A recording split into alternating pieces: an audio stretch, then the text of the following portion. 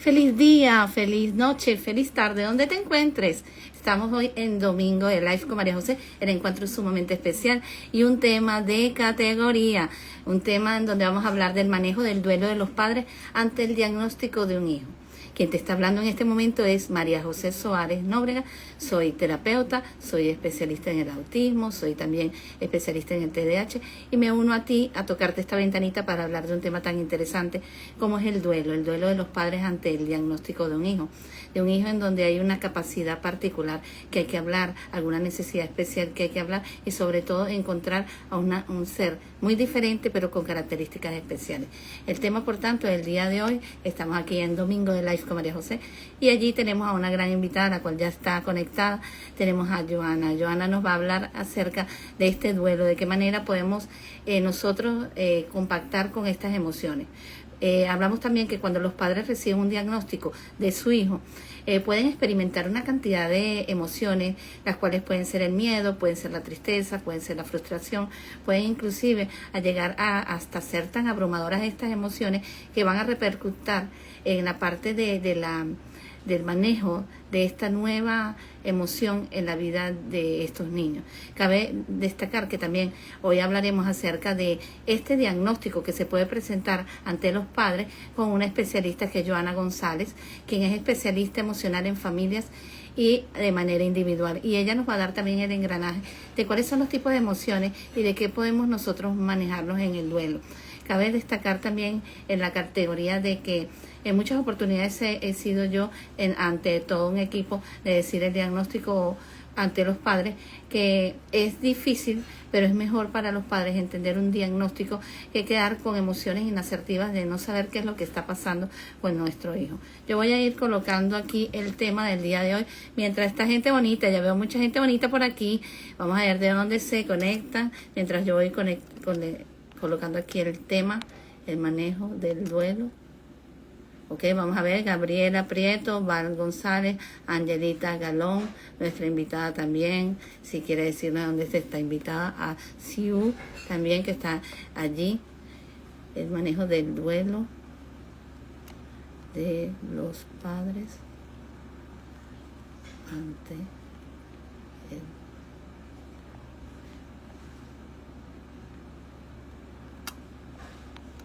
Bueno, vamos a ver aquí.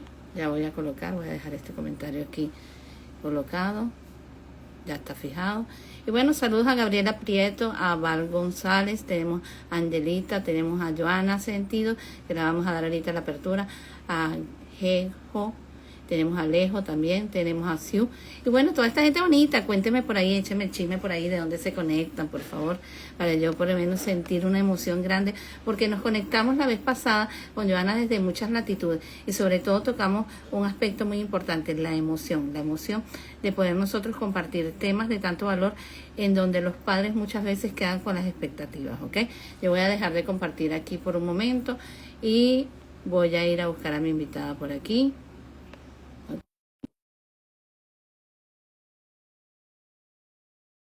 ¿Ok? Ahora, es importante nosotros hacer todas las preguntas porque vamos a estar aquí conectadas en eso. Vamos a contestar todas las preguntas que ustedes nos hagan porque es importante nosotros... Hola, Joana, ¿cómo estás? Hola María, feliz presente. Feliz para ti también. Ahora, fíjate algo importante. Nosotros estamos hablando aquí del duelo ante un diagnóstico de un hijo, un tema bastante relevante. ¿Qué nos podrías decir? Bueno María, primeramente pues saludar a todos los que en este momento pues de domingo se conectan y también a todos los que luego de este instante pues empiecen también como a escuchar y a reproducir este espacio. Eh, Sé que es un tema bastante complejo, que es profundo, que tiene y es profundo y muy álgido por eso mismo, porque conlleva muchísimas emociones. Entonces, vale la pena mirarlo con mucho respeto, con mucho amor y también vale la pena también decir que desde ya honramos a todas esas familias con esos seres extraordinarios, a todos los niños que nos vienen a mostrar un montón de situaciones y de prismas diferentes, nuevos, que básicamente siempre es la invitación constante a qué nos quieren decir y hacia dónde nos quieren invitar. Sí, Gracias, hay María. algo. Bueno, muchísimas gracias a ti por acompañarme y algo muy importante, has tocado un punto bien álgido donde es algo bastante delicado porque el diagnóstico es algo que queda marcado para toda la vida y es algo que nosotros podemos modelar. Muchas veces cuando se da el diagnóstico a nivel de todo un equipo multidisciplinario, hay una persona, ¿no? Y en el caso que a mí me ha tocado de darlo, siempre ha sido una conjugación de a verle el lado positivo de qué puede el niño estarnos diciendo que no sabemos pero ya tiene un nombre en donde poder acudir. Porque ¿qué ocurre? Esa expectativa y esas lagunas de seguir incursionando en saber qué pasa, o vamos a probar, o vamos a intentar, o vamos a seguir observando, hace que nosotros, los padres, sigan esperando, pero el niño es el que al final sufre las consecuencias porque es el que espera la ayuda, ¿no? Ahora, este duelo y este diagnóstico de los padres, por supuesto que es un proceso emocional total, en donde ellos atraviesan un sinfín de emociones al recibir la noticia de la neurodiversidad o una discapacidad o educación especial. En este contexto de hablar de la educación especial hay muchas limitantes en este concepto y en la neurodiversidad también. ¿Por qué? Porque muchas veces se habla más de de lo que le dificulta a estas personas que las habilidades que ellos tienen, ¿no?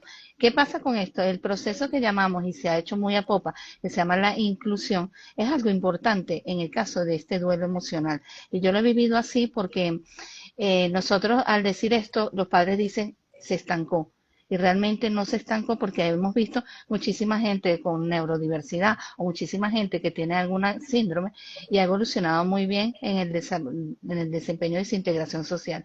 Ahora, cuando nosotros hablamos de duelo como contexto, ¿qué nos puede decir esa palabra duelo? Bueno, María, yo creo que antes de tocar este tema, yo sí quiero dejar la premisa de que definitivamente en este campo no hay verdades absolutas y más sobre todo en este tema. Se necesita amor y se necesita demasiada honra a cada uno de los sistemas de familia que vamos a acompañar en cada uno de los procesos. Eh, ¿Por qué se toca de pronto esa palabra dentro del esquema, digamos, de acompañamiento de la neurodiversidad?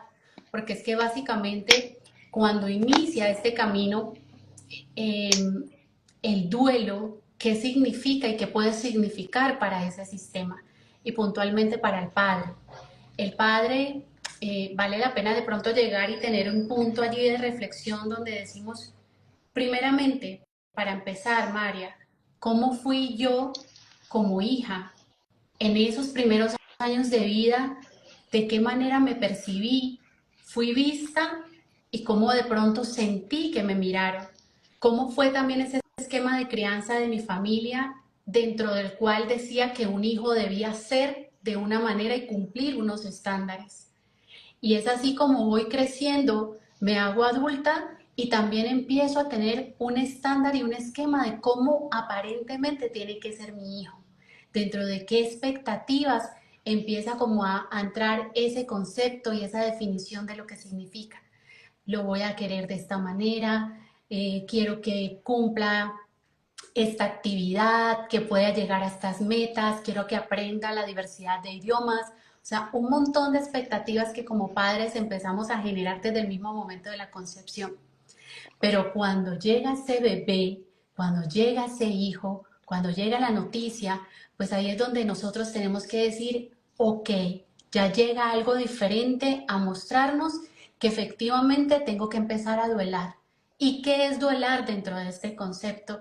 Es sencillamente dejar atrás algo que estaba acompañándome y que ya empieza a quedarse a un lado, se queda a un lado. Es ese proceso donde seguimos cuando y empezamos a dejar algo ahí atrás. ¿Y qué se queda atrás dentro del proceso de duelo? Nuestras expectativas como padres. El niño está en la vida, el niño lo empezamos a acompañar, pero definitivamente es el momento de reestructurar y duelar todas las expectativas, todos los sueños, todas las ilusiones que teníamos y decir, ahora, ¿qué me corresponde mirar? Mirar la realidad y empezar a ser más compasivos y empezar a tener todo un esquema de un proceso integral al acompañamiento de lo que me empieza a mostrar ese hijo o esa hija. Sí, y hay algo importante que dijiste, es este proceso, aceptar a que las expectativas muchas veces de lo que esperamos no son, e inclusive no tenemos que hablar de educación especial ni de neurodiversidad. Muchas veces cuando hablamos de hijos, ellos tienen una tendencia de tomar una opinión en particular de su vida y muchas veces existe ese duelo porque yo quería un ingeniero o hablo de otras ramas en específico y esto es algo importante que a mí me gustaría dejarlo en este vivo. Las expectativas que podemos nosotros tener de un hijo sin saber cuáles son las expectativas que él te puede dar o las que él te quiere dar o la que él definitivamente va a tener en su vida, porque yo fui ingeniero, porque mi padre lo quiso, pero no me gustó.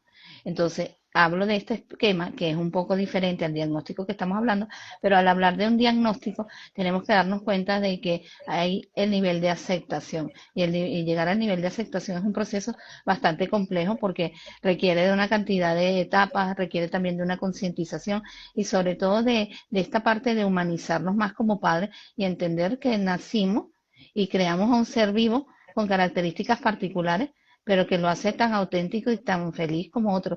Porque fíjate que yo al darle el diagnóstico a un padre, yo digo, llegó a tu vida un ser especial, muy diferente, que solamente te va a pedir un poco más de apoyo. Entonces, ¿qué ocurre cuando yo hablo de un poco más de apoyo? Ya no estoy hablando de un ser que tiene limitantes, que necesita apoyo. Es igualmente, si nosotros nos podemos evaluar, no es en su totalidad, sí, pero yo de repente tengo carencias en algunas áreas de mi vida y yo necesito más apoyo en esas áreas. Y verlo de que cada quien tiene y es una felicidad en tu vida, porque por ejemplo, hay muchos niños en la educación especial que son sumamente cariñosos y son sumamente creativos. Y también ver el enlace de qué es lo que tú esperas y hasta dónde puedes llegar con este niño si tú te pones el objetivo de integrarlo. Ahora, ese proceso de aceptación es bastante duro porque requiere mucho tiempo, porque requiere de las expectativas. Ahora, ¿cuáles serían esas etapas de duelo que requieren los padres para poder vivenciar este proceso de duelo? Pues Mari, yo creo que el primeramente conocer que estamos ante todo un proceso bioquímico. En el momento de la noticia, de lo nuevo, sí o sí ya me lleva a toda una serie de cambios a nivel personal. O sea, todo lo que son los miedos, los temores, todas las emociones que inician y afloran, empiezan ese proceso definitivamente a llevarme a reconocer algo. Por ejemplo, tenemos a una representante grandísima en todo lo que es el esquema del duelo, que es Elizabeth Kubler, que básicamente hace referencia puntualmente a todo lo que son las etapas. Y duelamos cada uno de una manera tan independiente y tan única en todos los procesos donde decimos, bueno, ¿qué es lo que está pasando? Digamos, una noticia de un diagnóstico y de una confirmación diagnóstica, lo primero que puede entrar es el shock, ¿sí? La impresión a primera mano. Seguidamente puede entrar dentro de eso una negación, donde efectivamente empezamos también durante esos primeros años a ver quizá algunos hitos o algunos movimientos dentro del desarrollo integral del niño diferentes y aún así le decimos no, no pasa nada. Y de pronto empieza la negación a quedar dentro de un argumento como la profesora le está faltando esto, no está pasando, es que mi papá no me está colaborando con lo que le estoy diciendo. Entonces empieza como una serie de situaciones allí en comunicación donde no recibo, o sea, como papá, ese punto de vista diferente que me puede llevar a decir, hay algo aquí que me quiere empezar a mostrar la conducta en el niño. Seguidamente, pues empieza la ira al darme cuenta que de pronto ya no es una sola mirada, sino quizá el centro educativo, quizá lo llevo al doctor y ya empieza una remisión mucho más compleja y amplia dentro del ámbito profesional. Y también todo lo que tiene que ver la pareja, también cuando quizá de pronto se suelta un poquito dentro de esa mirada de acompañamiento o empieza a ser más bien como un punto crítico y ahorita lo podemos hablar muy bien esa parte donde la pareja quizá le está diciendo, mira, él está haciendo así por tu culpa, porque te está faltando un hábito, porque te está faltando, o sea, empieza una serie de situaciones que parten desde la misma negación y la ira. Ok. Cuando todas estas situaciones empiezan a dar, pues ya empieza como la negociación. Y cuando empieza la negociación, dentro de ese ámbito de las relaciones y contexto de padres, dentro del acompañamiento neurodiverso, puede ser que empiece empiecen de pronto, no, mira, parece que ya encontré el centro donde ya con 3 terapias eso pasa, o no, aquí hay alguien que me recomendó un médico súper y ya eso va a pasar. Y algunas veces pues escucharlos dentro de un proceso de acompañamiento familiar donde me dicen, mira, Miss, yo sé, ya son 3 terapias nada más y ya el niño vuelve otra vez a ser el mismo, va a recuperar toda la desatención o qué sé yo, ¿sí? Sí. Empieza un momento de negociación donde quizá dentro de su esquema mental y expectativas están diciendo, quiero algo rápido porque estoy buscando nuevamente la normalidad dentro de mi esquema de crianza. ¿Sí? Y ya llega un momento obviamente de profunda tristeza donde es el reconocimiento total, donde ya todas las dudas y toda la, digamos, todo ese sentimiento eh, ya te confronta a la realidad y ya te dice, recíbelo, esto es lo que hay que hacer, ¿sí? Y aunque llegue, es básicamente empezar a mirar la pérdida y a mirar la expectativa que había allí ya caída y empezar a decir, hoy quiero llorar, hoy quiero sentir tristeza por lo que yo pensé que tenía y que podía acompañar. Y es quizá también la oportunidad para empezar a darme cuenta quién es el importante en la dinámica de crianza. Si yo, mis expectativas, mis sueños, que quizá están proyectados en mi hijo, o realmente es el momento de mirar ese ser especial, maravilloso, grande, que viene a mostrarme algo puntualmente en la vida y a todo mi sistema de familia. Sí, y hay algo importante, ese sistema de familia y esa cantidad de creencias que veníamos divulgando de un momento a otro. De hecho, nosotros hablamos de la neurodiversidad hace muchísimos años, ahora es que se le pone un nombre más concreto, pero muchas veces eran los niños que se portaban mal, o eran los niños que eran raros. ¿Ok? Entonces, ¿qué pasa con este esquema? Venimos un esquema de creencias en donde la personalidad de cada quien se instaura de una forma en donde siguen patrones repetidos.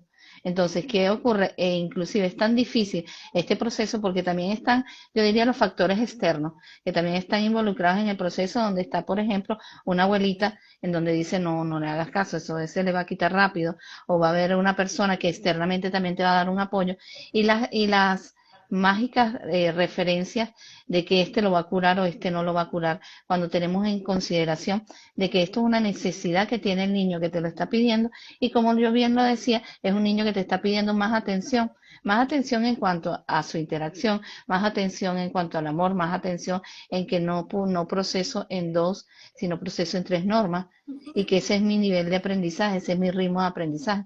Y hay algo importante también, el ritmo de los adultos y el ritmo de los niños o de la neurodiversidad o de las necesidades especiales.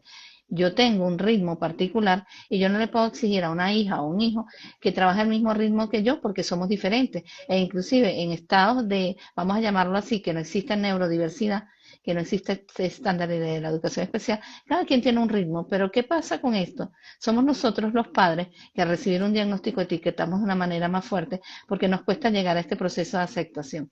Y como tú bien lo decías, el tiempo, la personalidad, el esquema de familia son algo muy particular. Ahora, encajar en un diagnóstico requiere de qué pautas tenemos que tener para encajar en aceptar totalmente el diagnóstico. Una me dijiste fue la tristeza, otra Claro. cuál era. Claro, es básicamente mirar las etapas del duelo, ¿no? O sea, Ujú. dentro de todo lo que yo vivo en la experiencia, básicamente y bueno, y me coloco como representante puntual, sintiendo y colocándome siempre en ese lugar empático de un padre de familia, una madre de familia. Cuando yo vivo mi duelo, cuando yo vivo mi proceso puntualmente como padre de un hijo maravillosamente neurodiverso, definitivamente empiezo a darme cuenta que mi hijo no necesita ser arreglado, que mi hijo necesita ser acompañado. Y es que básicamente cuando yo digo qué era lo que le falta, qué es lo que no tiene, hacia dónde es que se va ese desenfoque hacia a lo que no está, a lo ausente, pues sí o sí, ya yo tengo que llorar esa pérdida y vivirla definitivamente, pero la realidad es que él está completo, ¿sí? Y eso me hace llevar a varias implicaciones, María, y es comprender puntualmente que lo primero que tengo que hacer además de duelar mi momento, mi experiencia como padre o madre, es que sí o sí yo necesito empezar a ajustar las expectativas personales que tenía como papá, ¿sí? Reenfocar cuál va a ser mi sistema de crianza frente a lo que ese niño me viene a mostrar y abrir espacios de conciencia puntuales donde diga uno, efectivamente, ¿qué me está mostrando? Hoy el maestro es él, no soy yo. Hoy Exacto. quien guía realmente desde el corazón son sus sentires, es ver la grandeza de ese hijo y darme cuenta que si tengo enfoque, si tengo crecimiento y si tengo bienestar, voy a poder acompañar. Y es acompañar desde la amplitud y desde la completud. Es empezarme a dar cuenta cuáles son esas necesidades básicas y ahorita las podemos hablar para yo empezar a nutrirme y sentir fuerza como esa acompañante que soy, como esa acompañante que la vida me eligió para decir, yo te acompaño efectivamente tal cual eres. Y se empiezan a disminuir cada día mis expectativas para hacer las tuyas y las que traes aquí en la vida que yo pueda ajustar y acompañar. Sí, fíjate que dijiste una frase bien importante, que de hecho me tocó bastante, que es el hecho de no arreglarlo, sino acompañarlo. Y eso es un proceso que tenemos que tomar conciencia con neurodiversidad o sin neurodiversidad, de que la vida del ser humano es acompañamiento, no arreglar situaciones. Porque una de las experiencias que yo he tenido de la vida es, por ejemplo, y ya me ha pasado con dos madres en particular, que ellas hablan de el niño decirme la verdad. Entonces ellas hablaban de, yo necesito que tú aprendas a decirme la verdad, porque yo con la verdad o con tu verdad, sea mala, sea buena, yo te voy a defender toda la vida. Es lo mismo que si yo te acompaño, voy a estar acompañando en tu proceso y vamos a verlo de una manera diferente. Ese es, por ejemplo, el esquema de cuando los padres ya pasan un duelo, existe la aceptación. Si el padre me dice a mí que él lo pone de cabeza y él mejora de cabeza, yo estoy segura que eso ocurre porque ya aceptó y ya acompañó. Es decir, está en un proceso donde él sabe desde qué punto yo puedo tocar el corazón de este ser humano para poder modificarlo. Ahora, esta connotación del tiempo, de la aceptación, del diagnóstico, también de la validación emocional, afecta mucho a la temática familiar. ¿De qué manera afecta la temática familiar teniendo en consecuencia, por ejemplo, que nosotros tenemos un núcleo familiar donde está mamá, está papá, está este ser con necesidades especiales y ahí aunado puede estar el factor de los abuelos o también está el factor de un hermano? ¿De qué manera puede afectar este proceso de duelo en la dinámica familiar? Bueno, Mari, es tan bonito esto porque nos viene a mostrar tanta reconciliación dentro del esquema de la dinámica de familia y como decimos, o sea, llega, llega la noticia de qué manera reacciona cada uno de los integrantes del sistema. Y vale la pena también tener muy presente que efectivamente cada uno vive su proceso y el duelar procesos puntualmente, digamos, rotulados dentro de un esquema de diagnóstico, pues efectivamente lleva toda la vida. No es que se haya acabado mi expectativa, porque la expectativa del padre siempre lo va acompañando a uno en el proceso y dinámica de crianza. Es Exacto. básicamente cómo me voy confrontando y cómo voy tomando nuevamente las herramientas, ¿no?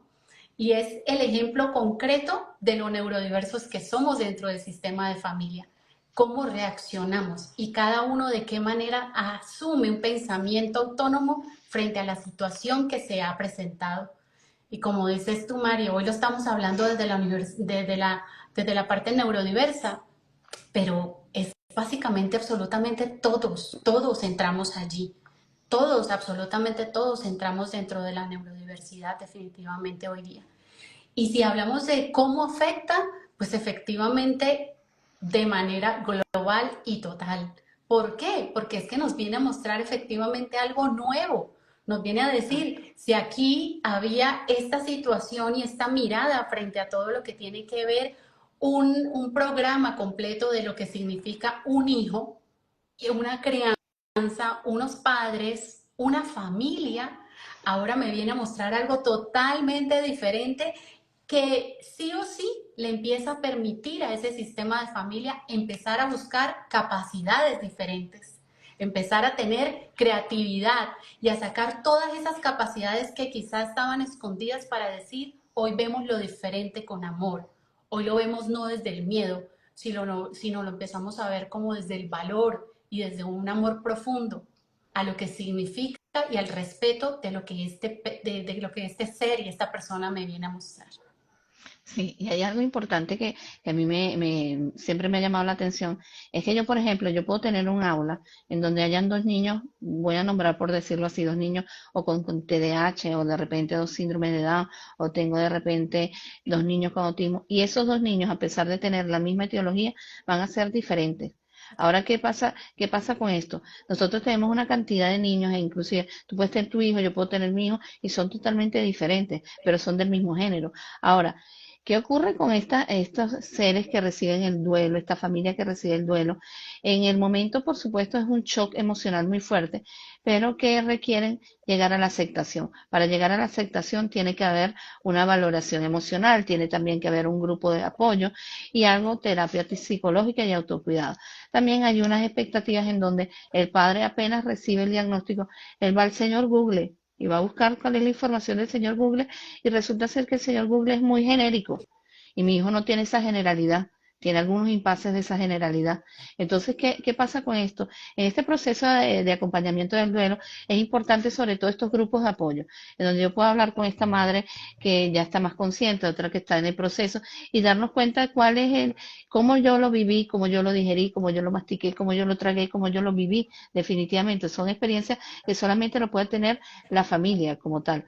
Ahora, ¿de qué manera tú crees que se pueden ayudar a los padres para procesar esas emociones y manejar de una manera más saludable la emoción de la tristeza, del duelo, de la ira, de la frustración? Bueno, María, yo pienso que puntualmente aquí lo que tenemos que tener allí en cuenta es desde dónde parte ese dolor de esa pérdida, de ese sueño idílico que teníamos hacia el hijo, ¿sí? Puntualmente. Saber lo que dices tú, si cada niño neurodiverso es tan único, Exacto. pues Mm. asimismo también la forma de duelar ese mismo acompañamiento. Entonces, la dinámica familiar empieza a moverse de tantas maneras. Ejemplo, vamos a ver, por ejemplo, cómo se empieza a tener la pareja la importancia, sí o sí, mostrar la importancia de lo que significa el vínculo de pareja, el vínculo y el apoyo, porque definitivamente se fortalece el vínculo mediante el apoyo y amor y la comunicación asertiva, no desde de pronto la no aceptación o el discutir. Yo compartí esta mañana con alguien que efectivamente hay papitos o hay mamás que hacen el acompañamiento a escondidas totalmente del diagnóstico de papá, porque papá dice, no, o sea, está todavía en esta etapa de negación. Mientras que mamá está en la etapa de negociación, papá está en una etapa totalmente de ira y negación, donde no se puede hablar ni siquiera ese tema en la casa, ¿sí? Exacto. Entonces, el que haya un espacio de aceptación y apoyo, definitivamente empieza a haber un fortalecimiento de ese vínculo, ¿sí? Lo mismo los hijos, los hermanos. Dentro de esa noticia también parte el cómo se comunica y cómo empieza a haber una comunicación asertiva, amplia, bajo un esquema puntualmente enfocado, María. Y lo que tú decías ahorita es muy, muy importante porque cuando llega el diagnóstico, yo primeramente tengo que ver como padre cuál va a ser mi enfoque. Si mi enfoque va a ser algo totalmente abierto, disperso y un poquito desestructurado, pues efectivamente cualquier información puede llegar a moverme. Puede un video, ahora las redes con tanta información que hay, la pregunta es hacia dónde lleva el enfoque. Y uno de Exactamente. esos puntos de enfoque es una comunicación clara, donde efectivamente todos los miembros de la familia son valiosos para conocer, y hablo puntualmente del hogar, de mamá, papá e hijos y hermanos, de decir cómo voy a llevar esto en compañía de mi núcleo, de mi clan familiar, de esa primera manada dentro del sistema de familia, Claro. para que quizá si yo tengo un enfoque obviamente puntual, apoyado, porque ya vamos a ir hacia afuera, ¿sí? Ya vamos a ir hacia afuera, pero puntualmente no tengo que echar mano corriendo hacia afuera, sino empezar a ver, bueno, me siento, asiento este dolor, valido absolutamente todas mis emociones y empiezo a tener un enfoque claro, qué es lo que yo quiero ahora con la realidad y con la verdad que me quiere mostrar mi maravilloso hijo o hija, ¿sí? Ujú. Y asimismo empiezo a compartir con esos hijos, con los hermanos, cualquier aclaración por si hay confusión. Muchos de ellos a veces se alejan de su hermano, muchos de Ujú. ellos se confrontan, también entra la comparación y entran también los vacíos de pronto emocionales de sentir, mamá, ahora solamente le estás prestando atención a y ya te has olvidado de mí. Entonces empieza como toda una serie de acompañamientos donde efectivamente nadie se puede quedar por detrás, nadie puede empezar, o sea, todo el mundo asume un papel cooperativo donde todos son validados y Exactamente. son priorizados según las necesidades que se vayan dando, ¿sí? Entonces, Sí, eso es supremamente importante. Ahora ya nos vamos un poquito más hacia afuera, hacia la familia, hacia de qué manera y cuáles son las estructuras y creencias frente a lo que es el desarrollo de los niños y el ser como tal en mi sistema de familia. Si efectivamente dicen, no, eso no, eso al fin y al cabo eso es de otras personas, eso no pasa acá, su papá era así, mírelo aquí, está normal, trabajando, viviendo normal, no, su tía también, o sea, empieza una relación, pero después de la relación, una justificación que puntualmente lo lleva a uno, están en negación, ¿sí? exactamente. Y es necesario, por eso es que es tan necesario que papá y mamá se apropien de eso y asimismo empiezan a ver dentro de qué dinámica cada uno se relaciona. Eso es Exacto. muy, muy importante. Sí. Y hay algo importante que se ha manejado, que yo pienso que esto tiene que ser una dinámica definitivamente familiar, en donde todos tengan conciencia de que, porque ¿qué ocurre? Cuando nosotros hacemos el proceso de la evaluación, nos apoyamos en la anamnesis y buscamos una cantidad de datos y resulta ser que la genética tiene una relevancia bastante importante en los diagnósticos. Y muchas veces tenemos que estar conscientes de que hay personas que no tienen diagnóstico. ¿Ok? De repente en la familia hay personas que tienen características particulares en donde yo, por ejemplo, me empiezan a hablar y me hablan de una abuelita de tales características o de un tío por allí y me llama la atención. ¿Y qué pasa con esto? Muchas veces los padres sienten que hay mucho hincapié en esa parte familiar, porque es que en mi parte familiar hay personas que tienen características determinadas que pueden haber incidido en puentes importantes o aspectos relevantes para el diagnóstico. Ahora, ¿qué pasa con esto? El diagnóstico hace que estos familiares, estos padres, se empiezan a sentir culpables de las situaciones y empiezan a sentirse avergonzados. Al mismo tiempo que se sienten avergonzados, existe la tristeza, el duelo y la frustración. Ahora, ¿qué ocurre si yo me doy cuenta de que estos paradigmas de lo que ya pasó, que no se tiene diagnóstico o no se tuvo diagnóstico, nos sirvió de enlace para llegar a un diagnóstico, que es lo que yo hablo con los padres? Fíjate, la tía es un punto particular bueno para llegar al diagnóstico y este punto bueno me permite de que el niño no sufra más porque estamos actuando con él en base a lo que no es. Es un niño hiperactivo y yo le hablo fuertemente o todo el tiempo lo ando castigando, él va a ser más hiperactivo. Entonces, ¿qué me enfrentar esta realidad de sentirse avergonzado? ¿De qué manera es la importancia de este esquema terapéutico psicológico que es necesario que estos padres reciban? Y si, por ejemplo, en la familia, yo siempre, de repente se torna un poco difícil lo que voy a decir, a veces el que no ayuda es mejor que no esté. ¿Por qué? Total. Porque ¿qué pasa? El que a veces no ayuda, es mejor que nosotros nos demos cuenta que hasta que él no pase su proceso, búscalo. Porque es que si yo voy a dejar al niño de repente con una tía que no quiere y no acepta el esquema y la tía le va a poner a hacer cosas que él se va a sentir frustrado, es mejor no tenerlo. Entonces hay que darse cuenta como padre, el diagnóstico lo tengo, tengo que buscar apoyo y aprender de una cosa. Él aprende desde lo más simple hasta lo más complejo. No te vayas a la contraria. Y algo importante, mientras más te sientas tú que él está frenado, más se va a sentir el frenado. Porque si tú no tienes aceptación, él no se va a aceptar en sus dificultades. Total. Él vive una ola de caos sociales importantes que nosotros tenemos que manejar.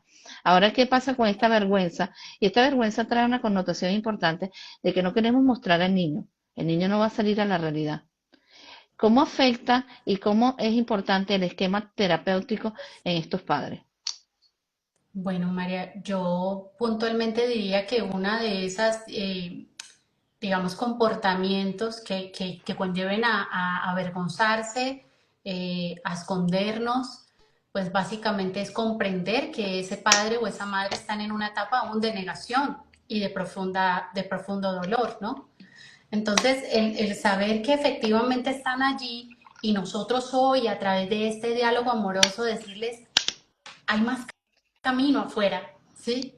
Hay más camino, podemos juntos acompañarnos y hacer una red desde cada uno desde nuestro lugar y decir qué es lo que me está mostrando y por qué tanta reacción y tanta de pronto postura a la defensiva frente a eso que me viene a mostrar.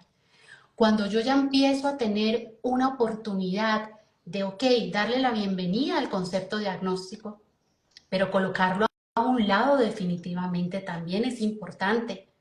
El También. diagnóstico jamás debe rotular ni representar a mi hijo. Yo no puedo presentar a mi hijo primeramente diciéndole su diagnóstico. Mi hijo, mi hija tiene un nombre, tiene unas habilidades, tiene unas metas, tiene unos sueños. Y esos son los que realmente me deben llevar a enfocar la atención. Ahí es donde yo hablaba de todo lo que tiene que ver el enfoque. ¿Hacia dónde voy? ¿Me voy a quedar solamente en la inmensidad y en la resonancia de lo que significa un diagnóstico dentro de un DSM-5 y todo lo demás? ¿O efectivamente empiezo yo a ver al hijo, al niño que está allí, a ese ser, cuáles son todas sus habilidades, cuáles son las potencias que el niño tiene frente a la vida, cuáles son también sus propias expectativas y miedos? Y yo digo, bueno, ahora estoy yo para apoyar. ¿Qué necesito? Validarme principalmente para estar fuerte hacia él y hacia su validación. Conocer y tener a primera mano un conocimiento profesional y también un conocimiento propio. Porque a veces los maestros dentro del contexto educativo, María, están muy ávidos de información. Quiero capacitación, mira, ¿cuándo van a traer de pronto a alguien que venga y capacite sobre este tema y sobre este tema? Y siempre me salta esta reflexión, pero es que tú tienes el niño allí, tú puedes ser el principal investigador de las necesidades del niño, tú eres el que sabe realmente, o sea, no necesita una persona profesional que obviamente tiene su lugar y su puesto de estudio, pero el niño y protagonista está ahí en el aula contigo. Tú sabes cuándo, si lo observas desde ese amor incondicional, te vas a dar cuenta de dónde parte una emoción, qué lo detona definitivamente, qué tan sensible es a los agentes externos, cómo está toda su parte motriz, corpórea, sensorial. O sea, estamos totalmente prestos a observar y asimismo ya echar mano del profesional para tener herramientas. Pero a veces nos quedamos siempre ante esa validación de lo neurodiverso, mirando y echando mano hacia afuera. Entonces, lo primero que siempre les digo es apropiense de quien tienen al lado. Y si ustedes tienen al lado a un niño que ahorita lo estamos diagnosticando dentro de un espectro TEA, pues ok, ya lo sabemos y sabemos de qué manera de antemano nos podemos esperar un montón, digamos, de circunstancias, síntomas y situaciones externas. Pero, ¿quién es él? ¿Qué le gusta? ¿Y de qué manera yo puedo acompañar su diagnóstico frente a la realidad de lo que es un ser humano totalmente completo y capaz? Dentro de su neurodiversidad, saber que absolutamente tiene todo y enfocarme puntualmente en esas capacidades y aptitudes para decir, ok, esto es lo que yo acompaño y me siento supremamente como maestra, como maestro orgulloso, orgullosa de a quien acompaño.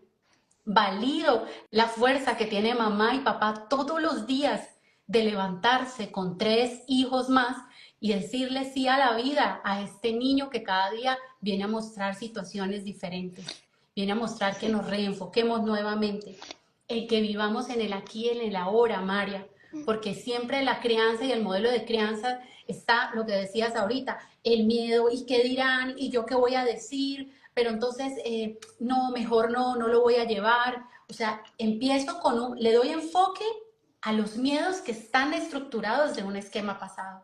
Pero yo debo empezar a mirar es lo que realmente el hoy me está mostrando. Un día a la vez es básicamente la frase que todos nosotros debemos llevar dentro del acompañamiento compasivo a lo diverso y a lo que supuestamente está estructurado como normal. Pero todos, María, todos estamos dentro de todo lo neurodiverso y es muy hermoso empezar a decir, ahora a partir de esto, me nutro con mi familia, llego a acuerdos con mi familia. A veces ellos también nos vienen a mostrar que sí o sí, papá y mamá se deben colocar de acuerdo, que lo que Exactamente. de pronto habían dejado como un día a día, que a veces cuando uno hace el acompañamiento y dice, bueno, vamos a hablar del modelo de crianza, y los papás se quedan como que, eh, ¿cómo es esto? ¿Sí? Ujú. Y es básicamente eso, el enfoque de decir, ¿cómo vamos a acompañar? Usted lo hacía de una manera dentro de su sistema de familia, yo lo hacía de una manera y lo hicieron conmigo de esta manera, pero es que aquí ya no es como usted o como yo, aquí es como nos vienen a mostrar los hijos, aquí es lo que vienen ellos a solicitar que sea integrado, que sea mirado. Y cuando hacemos esa negociación hermosa entre la pareja, pues definitivamente empiezan a haber cambios y reconciliación dentro de los esquemas. Y muchos de estos niños neurodiversos sueltan un montón de situaciones comportamentales y de pronto de emociones enfocadas a puntos altos de frustración gracias a la reconciliación de los dos sistemas de familia. Esto es Exactamente. hermoso y lo hemos podido ver en acompañamientos, Mari. Sí, y hay algo importante que también has mencionado, que es esta parte de nosotros quedarnos etiquetados con el diagnóstico. El diagnóstico definitivamente es un norte para saber qué características pueden haberme o me pueden estar diciendo que estoy haciéndolo erradamente. Pero hay algo importante que es lo que, y de hecho lo vemos actualmente con muchas generaciones de la educación especial o de la neurodiversidad, que vemos tantos avances y es porque definitivamente trabajamos con las fortalezas más no las debilidades. Ahora, ¿qué ocurre con el niño de educación especial o el niño de la neurodiversidad? Siempre se ha visto como un niño que tiene una cierta discapacidad para hacer muchas cosas. Y resulta ser que ellos son una caja de sorpresa. Pues de repente tú los ves que en la natación son unos grandes nadadores, o de repente en oficios. Y hay algo importante que a nivel de la vida de familia y en estos conceptos de familia no se ha conversado, no se ha hablado de la parte de buscar un futuro de oficio. Porque ¿qué ocurre? Por ejemplo, yo siempre pongo el ejemplo de la migración mía. Yo vine para otro país diferente y hablamos de oficio, pero nosotros estamos en nuestro nivel de creencia en esta parte de profesiones. ¿Qué pasa con estos niños? Son buenísimos para los oficios, pero yo no soy buena para poner de repente tapas un zapato o no soy buena para pintar unos cuadros y son oficios que se pueden hacer. Entonces, ¿qué pasa con esto, con estas madres o con este diagnóstico? Nosotros tenemos que hacer lo que tú muy bien dices, sincerizarnos en sentarnos, en ver qué es lo que yo veo que salen muchas funciones importantes en él y cuáles son las determinantes causales que le pueden causar una crisis o lo hagan descompensar. Estas situaciones definitivamente son abruptas, no me interesan, no las voy a tocar y voy a irme en el lado de las potencialidades. ¿Por qué? Porque el niño tiene muchas, por ejemplo, hoy en día hablamos de la realidad virtual en niños con autismo y ha sido un éxito total, es decir, que se han adaptado a trabajar con esta realidad virtual, han trabajado, por ejemplo, con la tecnología y ha ido muy bien. Ahora, ¿qué ocurre con los niños con TDAH? Tú lo pones en una cuestión estructurada y ellos van a ir muy bien. Los niños con síndrome de Down trabajan perfectamente en un restaurante sirviendo porque ellos tienen un legado de simpatía, por ejemplo. Entonces, ¿qué tenemos nosotros que ver en este diagnóstico de los padres? Ser asertivos de que él va a lograr ser alguien en la vida, pero hay una parte muy importante que yo siempre hablo con los padres. Habrá terapia, habrá neurólogo, habrá psicopedagogo, habrá el que tú quieras. Pero la esencia del amor y del acompañamiento no tiene palabras. Porque ¿qué pasa? Si yo lo llevo a la psicopedagoga, lo llevo, pero no hay esencia de yo comprenderlo, que él me diga, no quiero que me abraces, no me gusta, o no quiero que me hagas tal cosa, es importante. Entonces, en este balance de lo que es el apoyo de la familia, también está en concientizarnos en ver qué es lo que realmente mi hijo quiere y qué es lo que él a grito me está diciendo, no, mira, un niño con necesidades especiales o con la neurodiversidad, cuando no quiere ir a un sitio, tú tienes que preguntarte, algo está pasando en ese lugar. Cuando un niño te dice que alguien le pegó, el niño tiene razón. Y el niño no miente. Entonces, ¿qué pasa con este acompañamiento en el diagnóstico? Tenemos que ser muy sinceros. Mira, yo voy a incursionar en un área que no conozco, porque tengo que darle las mayores herramientas. El mañana puede desplazarnos en muchas cosas, o puede hacer oficios que hasta nosotros no hubiéramos hecho en toda la vida. Ahora, Cuando nosotros también hablamos de la neurodiversidad y de la educación especial y tenemos el diagnóstico, hay también una faceta, la faceta de nos cuesta mucho la independencia y hay una sobreprotección horrible. Entonces el niño va a comer y yo le limpio la boca. Ay, el niño va a agarrar el cuchillo y yo le digo que no, que yo lo agarro y es así y nunca le enseño. Entonces, ¿qué pasa con este proceso del balance entre apoyar y no dejarlo ser independiente? ¿Cómo podemos evitar esa fase de sobreprotección de los padres ante el diagnóstico? Es ir comprendiendo, María, definitiva, es ir comprendiendo que dentro de lo neurodiverso también tiene autonomía, lo neurodiverso también tiene independencia, lo neurodiverso está completo, ¿sí ve? O sea, es el cambio y es el que hoy nosotros, los que acompañamos, ya no hablemos desde lo diferente que es falta, sino lo diferente que es ya. Y un niño neurodiverso es completo dentro de, digamos, de su diagnóstico y su proceso de neurodesarrollo, ¿sí? Exactamente. Es completo. O sea, no lo vamos, lo voy a ver incompleto si lo comparo conmigo, si lo comparo con otra persona, si lo comparo con un neurotípico. O sea, ahí sí, y al fin y al cabo, por eso es que hay tantas sensaciones de incompletud, porque hoy día, nuestro día a día está enfocado hacia la comparación y hacia la comparación quizá de esquemas, de roles, de estereotipos, donde definitivamente no me encajan dentro de la completud y realización personal. Todo lo contrario, me van haciendo y me van llevando a asumir a que siempre va a hacer falta algo en mí. Pero si yo me apropio como padre, acompañante de ese ser maravilloso y digo, es que no le hace falta nada y voy paso a pasito hilando esa confianza.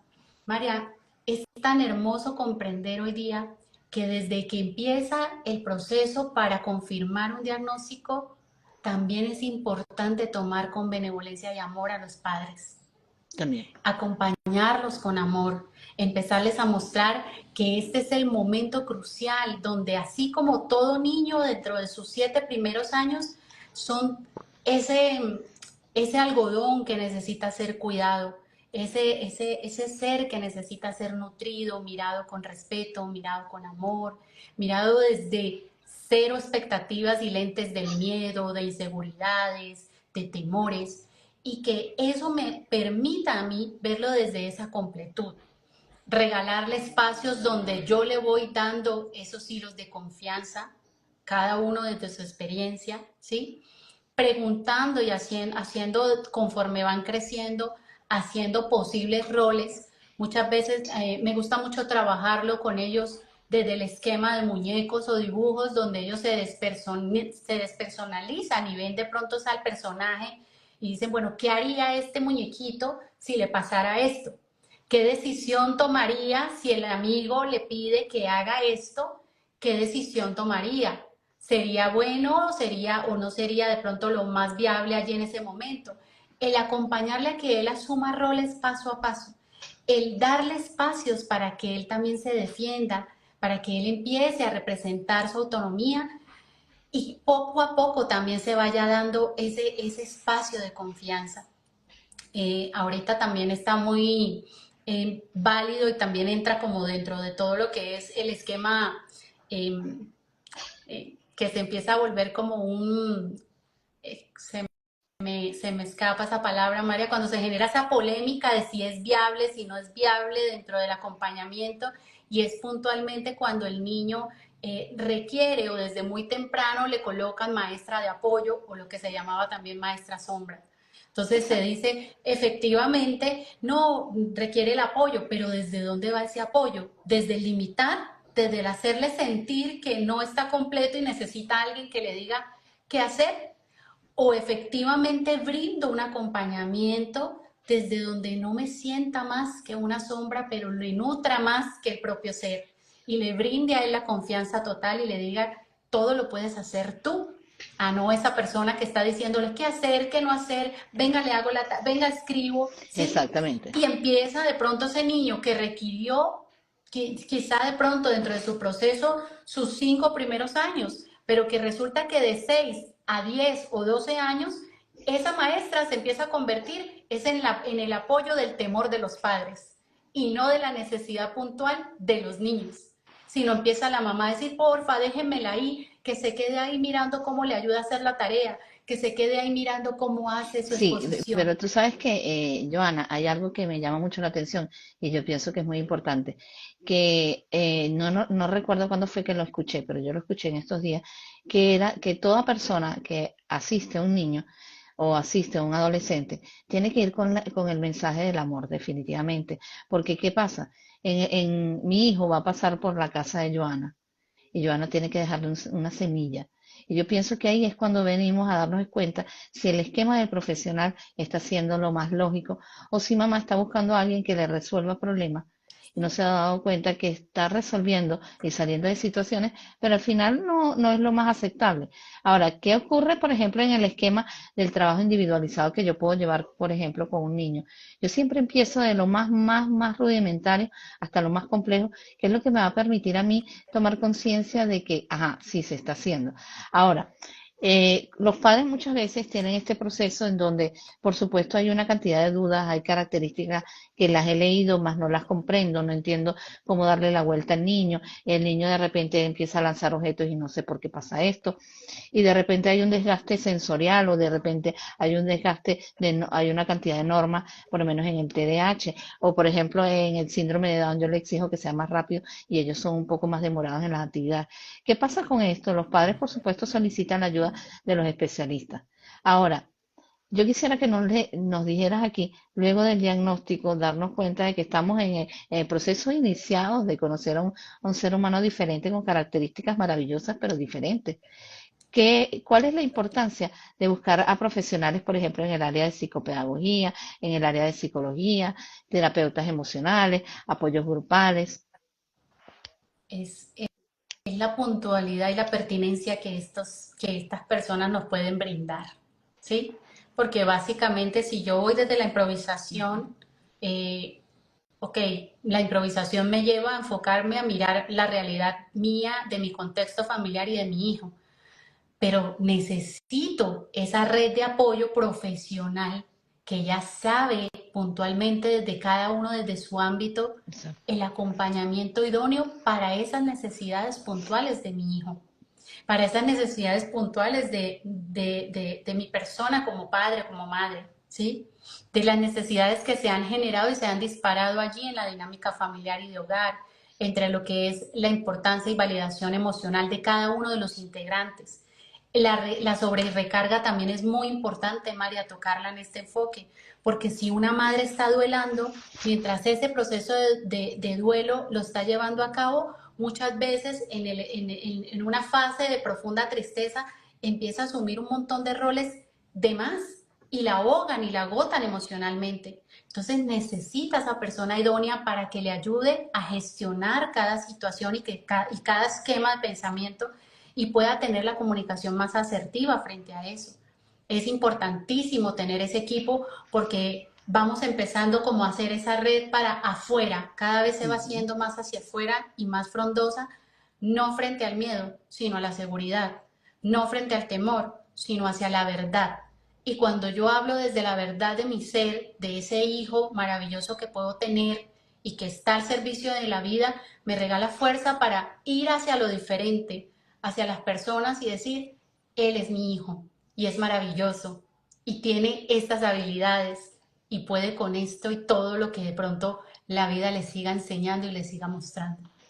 Gracias Sí, a que tiene una mamá que abre un corazón, que valida su proceso, que valida sus emociones. Aquí o sea, cuando yo invalido, inmediatamente yo también estoy cegando un proceso de transformación para mi niño, ¿sí?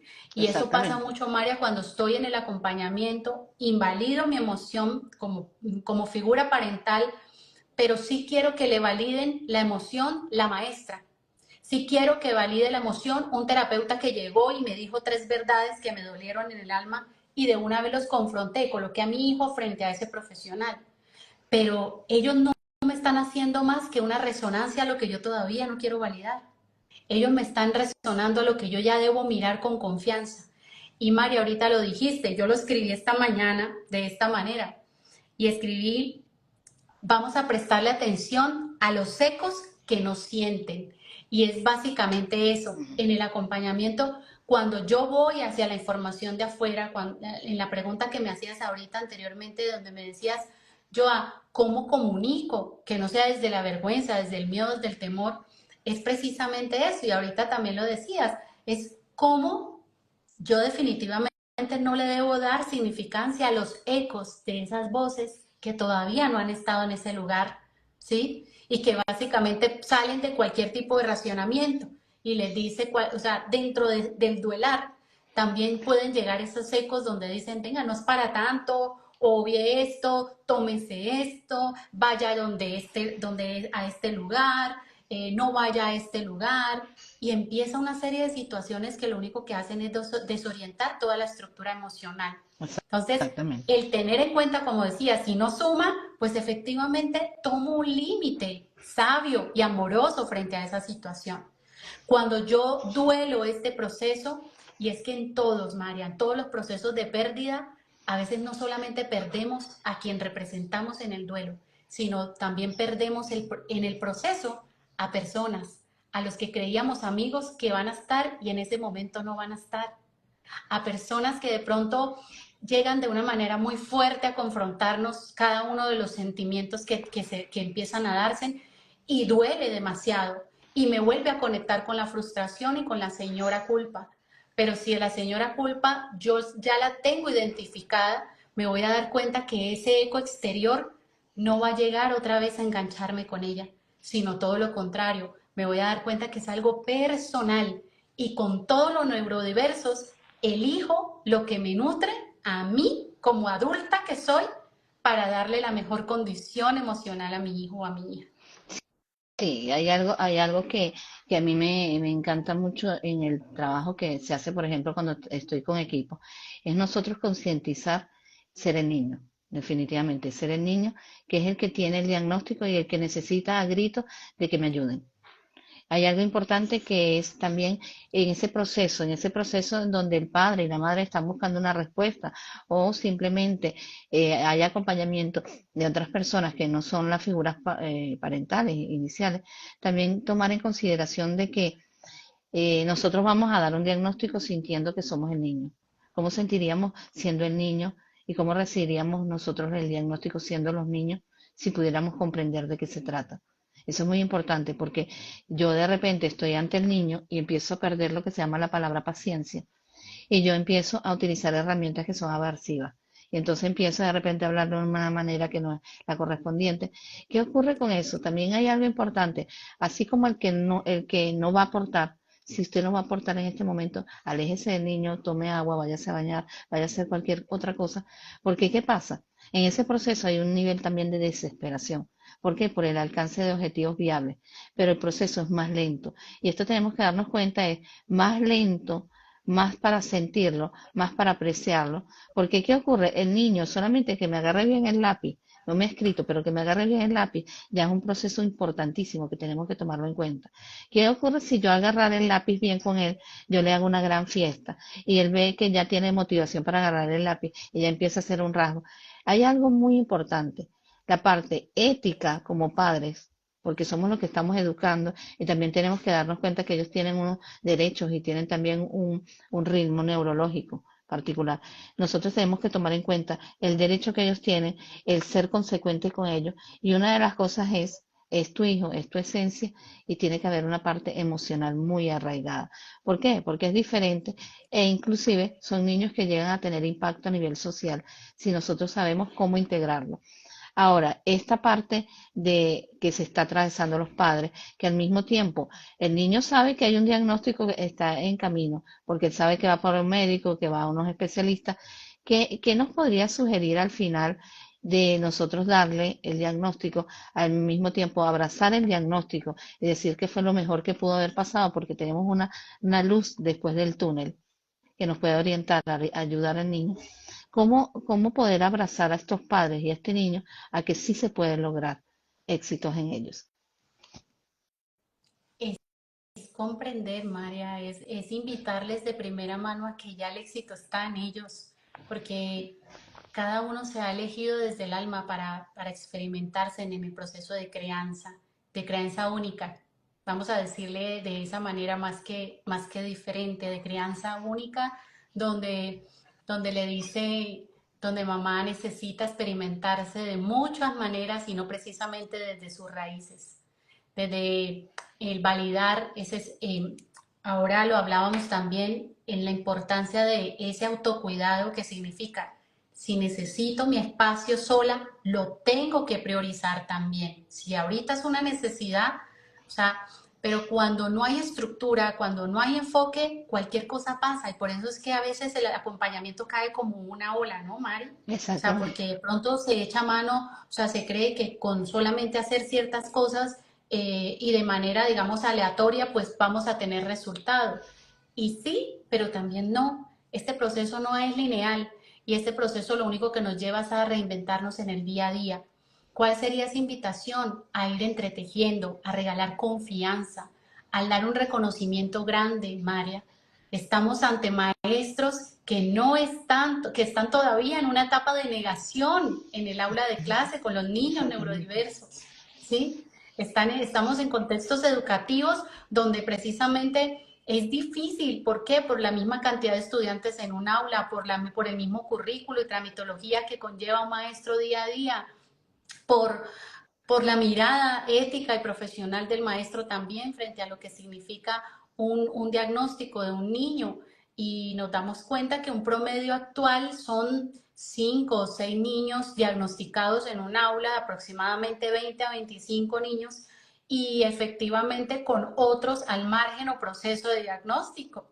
Entonces es una Exactamente. invitación a que sí o sí no es el sabernos absolutamente todo, porque el saber está en cada uno de los seres y corazones de esa aula, ¿sí? Y si a ese maestro le corresponde, que eso es otro ejercicio maravilloso que he podido también realizar en este tiempo dentro del contexto escolar, es qué es ese llamado al que de pronto te choca y te chirrea tanto frente al acompañamiento en el aula. ¿Por qué sientes miedo cada vez que lo ves a ese niño o a esa niña con condición? ¿Por qué lo ignoras? ¿Por qué no lo tienes en cuenta? ¿Por qué no tienes estrategias donde efectivamente sí o sí esté incluido? ¿Por qué no hay estrategias donde también miremos a todos los demás neurotípicos y los traigamos acá? O sea, no es solamente él, son todos los que están dentro de ese rango de la normalidad hacia lo otro, porque al fin y al cabo es eso. No me corresponde decirles, es que tienen que comprender, es que yo soy el acompañante y a mí es la que me corresponde comprender, integrar, amar profundamente y mostrarles que sí se puede hablar en el acompañamiento dentro de un idioma conciliador, bondadoso, compasivo, donde sí estamos acompañando de una manera donde no empezamos a dar un juicio, sino todo lo contrario, damos un arma poderosa que es la confianza. Y ante la confianza, pues empezando desde los esquemas de cómo me voy a comunicar como mamá o papá respecto a lo que significa mi hijo y quién es mi hijo, ya voy a tener un campo abierto. Pero cuando hay incertidumbre y tengo un montón de estructuras desordenadas, cualquier persona puede agarrar y avasallar todo lo que es mi tranquilidad emocional y por consiguiente la de mi hijo.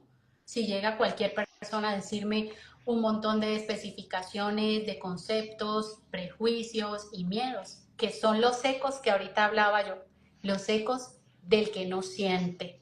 Y no siente, sino solamente lo razona, lo está mirando desde otro lugar, no está en los zapatos de esa mamá maravillosa, ni de ese papá, ni de ese maestro, que también hay que acompañarlo y mirarlos con amor. Hay que verlos también con lo grandiosos que son, María. No es lo mismo nunca tener a los terapeutas, o sea, cada uno desde su lugar, el respeto que hay que darles, el apego y el acompañamiento también hacia ese maestro. Y yo voy también hacia esa parte del maestro porque somos un equipo. Todas las personas que están orbitando frente a la vida de ese niño necesitan aliarse. El contexto educativo necesita abrir espacios para esos papás, para que lleguen también y hagan una red fuerte de apoyo, donde digan lo neurodiverso también hace parte de esta institución y puede regalar y aportar y ser ejemplo ante la vida de todo lo que pueden llegar a lograr si unen fuerza, si unen miradas. Pero si cada uno va desde una isla, pues efectivamente el niño a sí mismo se va sintiendo y no es una Exactamente, isla, él es la exactamente. completud. Muy cierto. Ahora, ¿nos podrías decir dónde te podríamos conseguir en las redes sociales? ¿Cómo es tu acompañamiento? Si haces terapias online, si haces terapias presencial, ¿dónde estás? Bueno, Mari, yo estoy en este momento en Bogotá y sí, esta es mi cuenta, Yo Hacer Sentido. Estoy acompañando de manera pues actualmente virtual mm, a todo el esquema desde el enfoque sistémico a familias, esa parte de acompañamiento emocional. Me ha gustado mucho desde ese momento en que me lo regalaste, ese concepto, María, porque básicamente eso es lo que hacemos, ¿no? El acompañar, el validar esas emociones y el mirar desde qué manera le damos una explicación a cada una de ellas. Entonces, esa es mi cuenta, Yo Hacer Sentido, estoy en Bogotá, eh, y nada, es la validación fundamental sobre lo que significa el poder y la grandeza que sí o sí tienen las familias hoy día en la vida.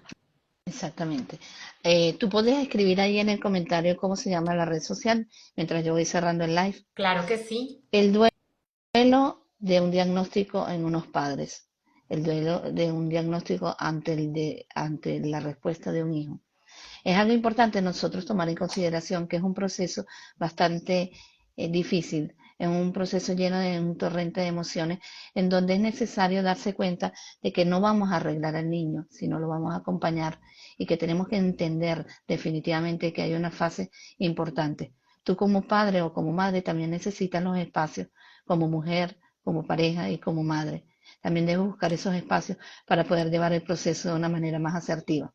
Darse cuenta que acompañar el proceso y dar tus herramientas es algo de valor, porque tú eres la que pasas más el tiempo con ese niño o tú, papá, eres el que pasa más tiempo. Cada herramienta que parezca ser no importante resulta ser algo novedoso en el hijo. Entonces es importante nosotros tomar en consideración que todas las herramientas que ves y sientes desde tu corazón que son viables para él, debes utilizarlas. Acompañar al niño en el proceso después del duelo de un diagnóstico requiere de algo muy importante, la esencia de acompañarlo, abrazarlo y de amarlo de por vida, porque él tiene un componente que tú no lo conoces, pero que al futuro te va a determinar un gran alcance.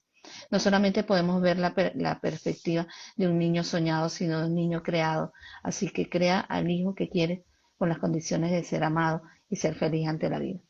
Bueno, muchísimas gracias, Joana, por acompañarnos.